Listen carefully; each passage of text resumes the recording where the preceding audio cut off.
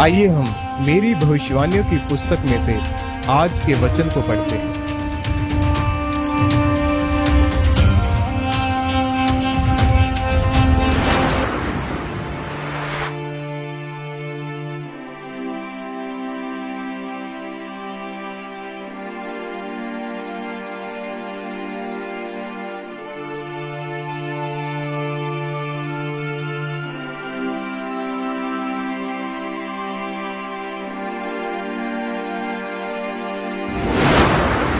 प्राण देने तक परमेश्वर के साथ वफादार रहो। जैसा कि प्रकाशित वाक्य उसके दूसरे अध्याय की 10वीं आयत में लिखा, जो दुख तुझको झेलने होंगे उनसे मत डर, क्योंकि देखो शैतान तुम में से कितनों को जेल खाने में डालने पर है, ताकि तुम परखे जाओ और तुम्हें 10 दिन तक क्लेश उठाना होगा।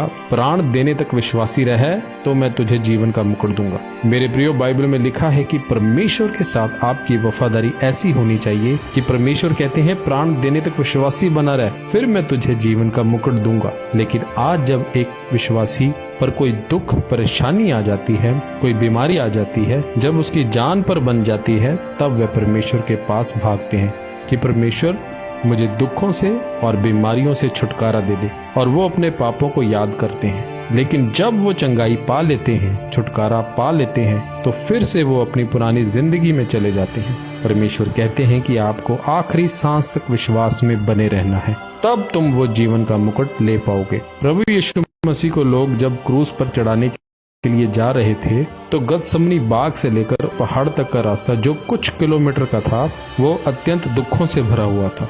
जब वो गतसमनी बाग में प्रार्थना कर रहे थे, तो उन्होंने कहा कि परमेश्वर अगर हो सके तो यह कटोरा मुझसे टल जाए, लेकिन फिर भी मेरी नहीं तेरी इच्छा पूरी हो। उन दुखों के बारे में सोचकर उनका पसीना लहू होता जा रहा था।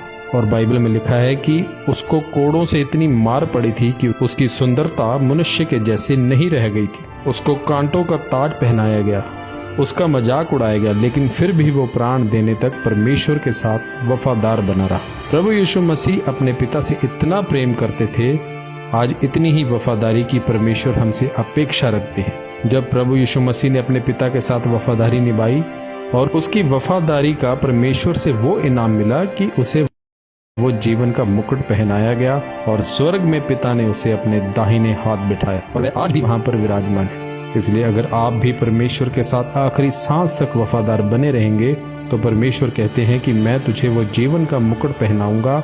लेकिन बिना विश्वास वफादारी संभव नहीं है, क्योंकि जब आप परमेश्वर में पवित्रताई के साथ चलते हैं और आपको फिर भी आपकी प्रार्थना का उत्तर नहीं आता है, तो आप परमेश्वर को छोड़ अन्य जगहों की ओर, अन्य चीजों की ओर भागते हैं और आप अन्य उपाय ढूंढने लग जाते हैं, और इसका मतलब आपको परमेश्वर पर विश्वास नहीं है। और लिखा है कि बिना विश्वास परमेश्वर को खुश करना अनहोना है। परमेश्वर कहते हैं कि अगर तुम, जब तुम्हारी प्रार्थना का उत्तर ना आए, तब भी मेरे साथ वफादार रहोगे, प्रार्थना करनी नहीं छोड़ोगे, रोजे रखते रहोगे और बाइबल के वचनों पर चलोगे, तो परमेश्वर कहते हैं कि तब मैं तुझे जीवन का मुकुट पहनाऊंगा। आमीन।